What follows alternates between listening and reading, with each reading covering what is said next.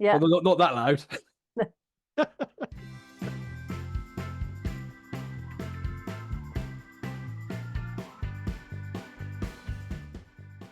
Hello, and welcome to So You Want to Get Into Politics, Adventures of a Would-Be Councillor.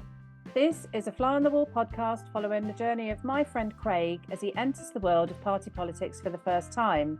I'm Rachel, and I'm a local resident of Bedminster and a town councillor. And I'm Craig, and I hope that you, the listener, will learn how I can represent you and what I'm about. Rachel, how are we going to do it? Well, we're going to do a weekly Q&A, hopefully picking up questions from our listeners. I can't see any evidence to support your claim. We could talk about local issues.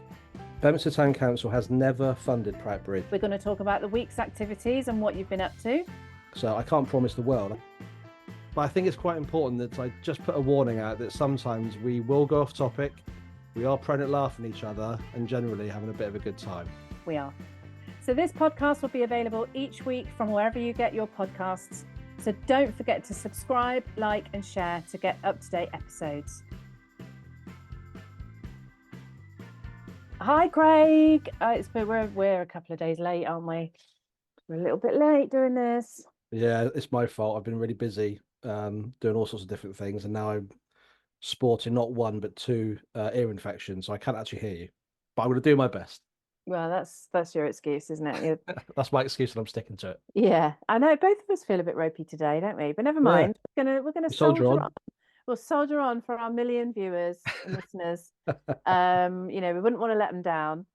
Absolutely not. So, what have you been busy with then? You said you've been busy. What have you been doing? Yeah, I've been busy. Well, lots of different things, really. Obviously, I wear a few different hats, so we've been quite busy at Town Council with different meetings and things that we've had to go through, which is great. I was driving the CB3 bus again this weekend, which obviously takes up quite a bit of time. And I got my nomination papers submitted to Dorset Council, so I'm just waiting for the letter to come through to confirm that I'm on the ballot paper, or that I've made an absolute mess of the form. I've got to do it all over again.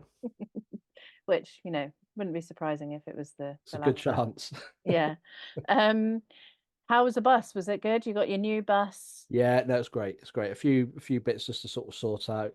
Our old bus is on eBay, so there's anybody listening that wants to buy a 16-seater Octair bus, perfect for conversion into big camper vans or small business kind of festival type vehicles, then get in touch. That's what I wanted it for. I wanted to turn it into Like a a moving camper bar. van. Yeah. Yeah. Oh, well, not a bar. Well, you could do that as well. It's long enough.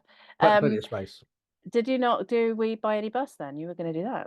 Well, I looked into it, but it wasn't a great price, so we put it on eBay. We've had nearly 2,000 people look at it, so I'm sure we'll sell it. Yeah, good. To a new worthy home.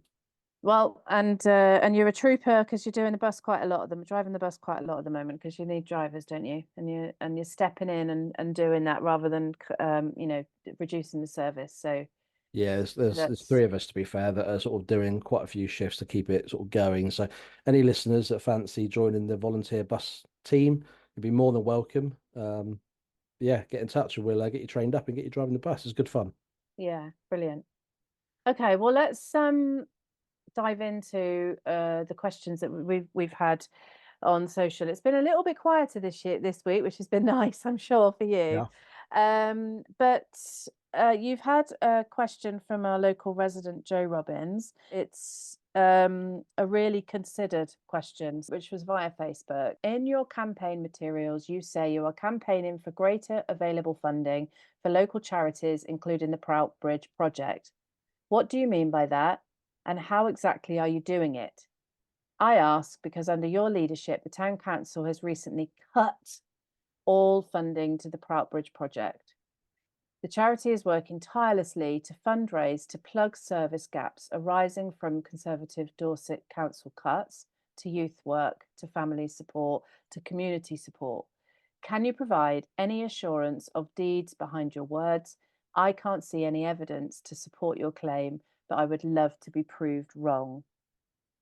Thank you very much. Yeah, so first of all, Joe, thanks for the question. I know I have actually sort of tried to answer it in text, but I thought it's actually a really important question, so it seemed to be good on the podcast as well. So, Joe, I'll do my best to answer that as fully as I can. So, starting going back to kind of the history of the funding of Pratt Bridge. So going way back before Dorset Council actually existed, and it was the West Dorset district and Dorset County and all the different councils that existed before that. I believe that funding to certain sort of public groups was cut through the different councils that no longer exist. And obviously in 2016, Pratt Bridge became a charity, so it was able to carry on. So it actually created itself as an entity outside of sort of council services anyway. Now, sort of fast forward slightly, one part of the question that just wanted to clarify is with regards to the town council under my leadership cutting funding to Pratt Bridge. So that's not actually true. Bedminster Town Council has never funded Pratt Bridge. What we have done is we have awarded grants to Pratt Bridge fairly regularly, along with other charity groups. But last year, because of our own issues with our budgets, we had to suspend the grant process. That's now back live again. And I've had a meeting with representatives from Pratt Bridge, and I've told them kind of face to face that there is grants they can apply for. And I've also just clarified the point so they are fully aware that we have never funded Pratt Bridge. And I just think it's important because people might think that we've cut funding to a charity when that's never been the case. And I know Pratt Bridge know that as well as the council. So that's kind of that bit. But there is funding now available. There's a new policy in place, and Pratt Bridge are obviously really welcome to apply for it. So in terms of sort of the here and now, because I don't want to dwell on the sort of past too much because I wasn't around to be part of it. But where I am right now is you are quite right. In my literature, I have made reference to Pratt Bridge along with a couple other community groups that provide really important services to the local community. And one of the things I've learned from being involved in the town council and raising funds for these sorts of groups or kind of, standing up for them when we've had issues is that because, external community groups or charities aren't exactly that, they're not part of the council, the grant process for those sorts of groups can be quite cumbersome and not necessarily fit for purpose for lots of different reasons. And actually, some of those reasons you mentioned in our correspondence. So the first thing is, groups like Pratt Bridge need some certainty. So grant processes that maybe 6 months long doesn't necessarily give that kind of peace of mind that there's a long-term financial plan there to support those sorts of groups. And also, generally speaking, grant schemes with local authorities, not just Dorset, most of them, very much leans on new community groups that are project focused, doesn't necessarily benefit existing groups that need help with ongoing day-to-day costs. So I know, as Joe Neary mentioned in previous correspondence, that the Dorset Council does support elements of Pratt Bridge, like the food bank. And as I'm sure you probably are aware, Joe, the building itself is a Dorset Council building that is rented to Pratt Bridge, I believe, on a peppercorn rent. So I think their rent is like £1 a year or something. So Dorset Council does support Pratt Bridge in other ways.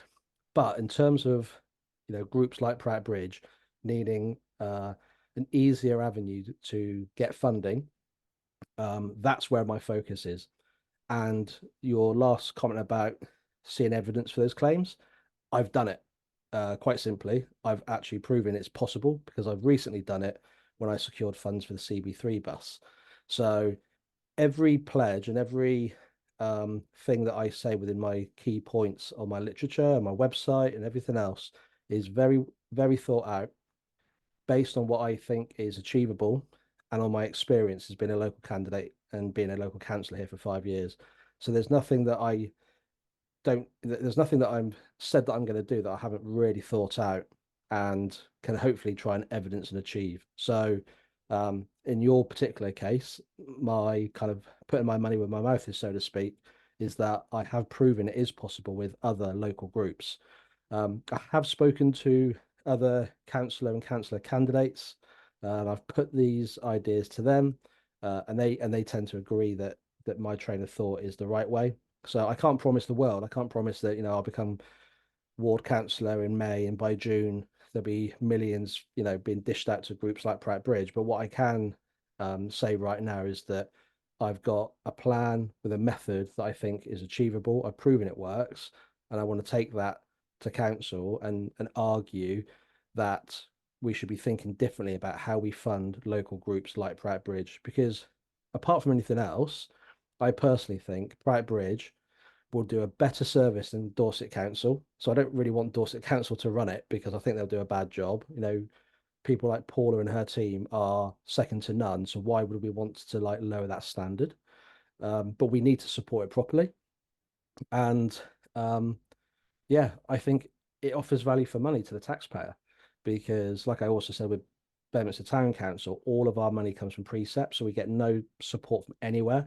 So all the money that we give away to local groups are taxpayers' money. So if we can find a way to provide more certainty and easier funding to groups like Pratt Bridge, which I think we can do, um, for me, that's value for money as well as providing a higher service than Dorset Council could. Jo has followed on with some points that she would like your thoughts on. Some of the points that you did make in your response with regards to 5-year funding commitments, I'm not against the idea. I think it might be difficult because obviously, generally speaking, councils run on annual budgets, but maybe to start off with a year, like an annual budget or a 2-year budget would be achievable. But I get the idea and I agree with it. Principle of the question is obviously a longer term funding commitment, and I agree with that. Um, it just depends how obviously Dorset Council budgets work, but that would be something that I would be arguing for as well as easier access to funding. What's the other one? Half of all second home hire council tax given every year to local charities offering essential services. So Dorset Council have actually increased council tax on second homes this year, and it's kicking in next year and the year after up to 200% by the end, I think. The issue with, as I would see it, in sort of allocating that fund to local charities is this year the council published a balanced budget, but it has used £12 million of reserves to balance that budget, and the increase in second home tax equates to about 8 million. So I think it's really important that we make sure that we're not spending money that we don't have, because that in the long term or medium term will be a lot worse for groups like Pratt Bridge. So um, I think in theory it sounds great, but I think we need to make sure that the finances would allow it before we spend what we don't have, if that makes sense. Mm. Jo also says a guaranteed proportion of all council tax allocated by the town council to supporting young people whose voices and needs are underrepresented currently. Yeah, so this is another interesting point. So the first thing I would say is obviously a decision on how council tax precept is sort of allocated and spent by the town council is for the town council. So I am currently the chairman, but it doesn't necessarily give me any further powers. I literally just chair the meeting, so it is a full council decision on anything like that. But I would leave that for a future council to decide on. But what I do agree with is I think giving a voice for younger people is really important. We have spoken to the secondary school recently because they have a youth council. So we are actually in contact with Bedminster to work with their youth council on some schemes and some projects that we're looking at moving forward. And actually, in recent times, meetings that I've chaired, the Bedminster Earth Alliance group, you might remember, Rach, we actually had pupils from Bedminster School on that council committee. So I am 100% up for more youth representation within our local council. So that I completely concur with. How the town council sort of allocate their funds in the future would be for them. But like I say, I would just bear in mind that that money that the town council gets is 100% from taxpayers. So the council just needs to be careful how they spend taxpayers' money because obviously I'm sure most residents think that Pratt Bridge is a great cause, but they'll also think other charities are other good causes as well. So it's not a straightforward one to answer for a town council, I don't think. There's one more.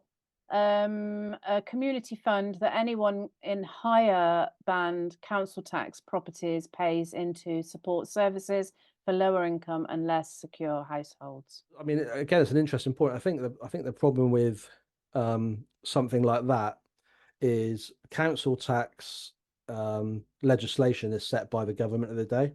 So the government basically tells local authorities how they charge council tax and by how much. So it wouldn't be in the gift of Dorset Council to say we want to create a community fund that's going to be funded by higher rate tax bands. It's just not legally possible. But that's why I think working within the current grants and funding processes is a better way of getting more secure funding to local community groups. Because Dorset do currently spend nearly 70% of all their budget on adult and youth social care. So it may well be that's one place that I'd stop to see what we can do around those budgets to see how we can support young people more.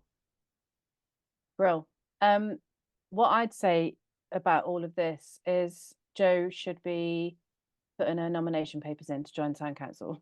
Yes, absolutely, Joe. You need to join the town council because if I'm lucky enough to win the election in May, I would love to be scrutinised by residents like yourself when I come back to the town council as the ward councillor, and you can put these questions to me and hold my feet to the fire, so to speak. And the Yeah. last thing I was just going to say, Rich, the last point that Joe makes here is that without some different thinking on this, um, we're at risk of losing Pratt Bridge and other local services. I completely agree. That's why I'm talking about it. That's why I've hopefully outlined a tangible plan that's kind of evidence based and proven to kind of work with funding I've secured from other um, local groups. And I am the only person talking about this stuff. I'm not aware of any other councillors, candidates talking about this stuff. I'm focused on these particular issues and nobody else is. So Joe, I completely agree with you, and I'm sure um, I will provide some of that different thinking. But great question. Thank you very much. Yeah, it's brilliant. I'd like to circle back to a couple of things if that's all right. Yeah. Well, from what I understand, what you've said is basically where Joe is saying that you are campaigning for greater available funding.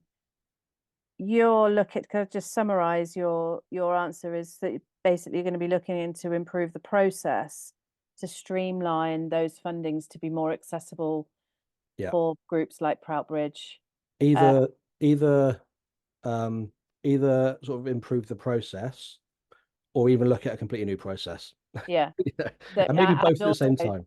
and not to alienate existing groups when it seems that funding's only available for new groups and new projects. And that's another thing that has come across what you've said as being Yeah. a key thing that perhaps groups like Proutbridge are coming up against because they're wanting Yeah. Dorset Council. And you also said you'll take it back to council. And just to clarify, you'll take that back to Dorset Council because I think there's it can be confusing because Yeah. when you take that back to council, that can sometimes mean town council.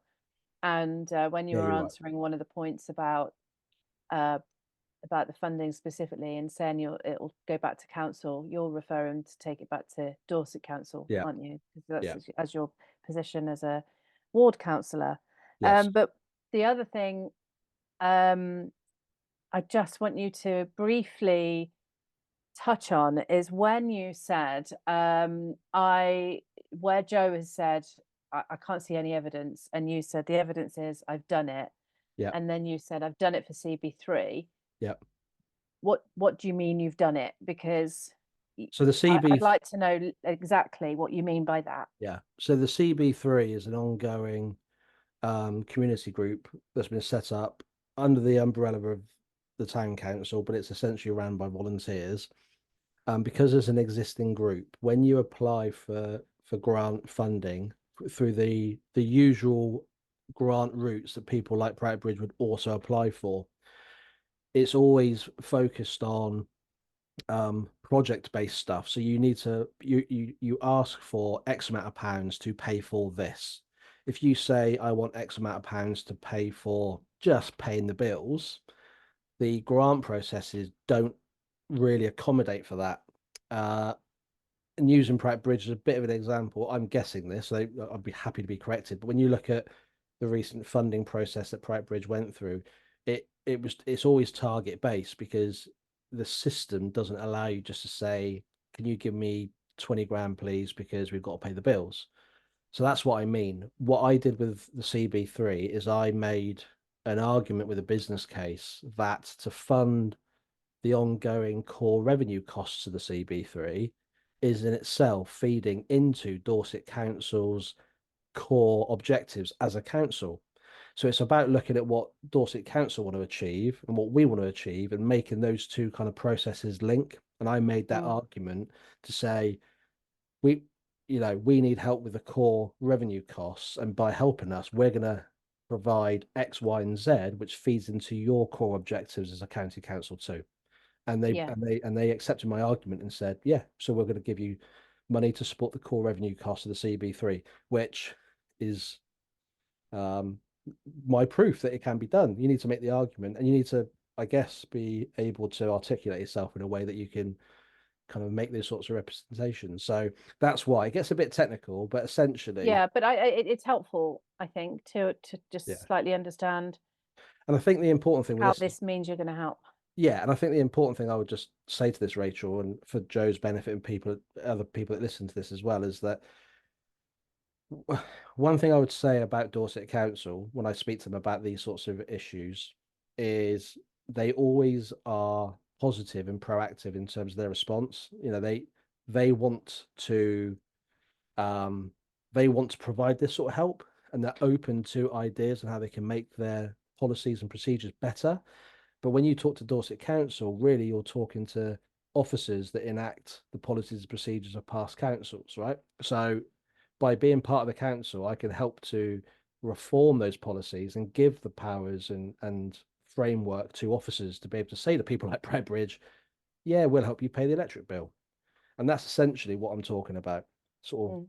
you know, changing it from within. And Yeah. I definitely feel across all political party candidates, really, and Dorset Council themselves, there's a real appetite for this. Just needs the right person to make the right argument. Yeah. And that's yeah, I can see that's great. You've walked the walk, as so to speak. Lovely. We want more questions like this, don't we? Because it's really good for you to be able to direct your campaigning and your values as a ward councillor or candidate directly to the local residents, wouldn't it? So wouldn't it be great to have more questions? And we are getting them in, so it's Yeah, great. absolutely. Now, last week you said that everything was official, Yep. and that we were, and I actually said, does that mean that other people can then might just start coming up putting themselves forward as candidates? Yeah. And you said you hope that they do. And it turns out that we've now got a Labour candidate, and it's our lovely friend and former councillor of Bedminster Town Council, Julie Kirk. And Yes. we just wanted to acknowledge her, didn't we? Absolutely. First of all, I take no praise for Julie standing. I'm sure she, I'm sure Julie wasn't sat at home drinking a cup of tea, listening to our podcast and thought, I'm going to stand. Well, maybe she did. I'd like to think she was. Yeah, I agree. I'd rather we went with that image that she was listening to us Yes, and was like, I'll have a go at that absolutely. No, on the basis of what you said. I'm genuinely really thrilled. Obviously, we both know Julie. I've worked with Julie as a town councillor. It's great to have two candidates who actually, who live in Bedminster and have a bit of a track record supporting Bedminster. Obviously, she's standing as the local Labour candidate, so on some aspects of things, we might have a slightly different view. But one thing I can say about Julie is, having worked with her alongside her in council, I'm genuinely really pleased she's standing because I think it's great to have another voice, another option for residents. And if she were to win, she'd be a great candidate as well. So welcome to the race, Julie. I'm genuinely really pleased to see you on the ballot paper, and all the best with your campaigning. Yep. Shout out to Julie. Good luck, Julie. Shout out, Julie. Yeah. Although not that loud. Yeah, Brilliant. brilliant. Good Okay, stuff. well, thank you for that insight. I think it's been really useful to understand what that, what really matters to the residents. And Yeah, yeah, let's just repeat the fact that we think Jo Robbins should be putting herself forward to join town council. And lovely. absolutely. What have you got planned Absolutely. for next week? Have we got anything exciting in the pipeline, or is it more the leaflet? The leaflet? The leaflets. Leaflet delivering. I've got a few meetings later in the week to sort of discuss the next sort of steps of what we're going to be doing next. So maybe I'll share that with you next week. And I've got some meetings that I can't really share with you now, but I'll share with you next week. Actually, Interesting. yeah, intriguing. Yeah, could be Yes. interesting. Could be boring. Could be really interesting. But yeah. So yeah, lots of stuff I can't tell you about, but maybe I'll tell you next week. But Okay. people don't want to listen about what I'm doing. We want questions. We do. So We let's be do, honest with definitely. questions. Well, I hope you're feeling better soon. Thank you very much. Speak soon. Bye. So don't forget to subscribe, like, and share to get up to date episodes.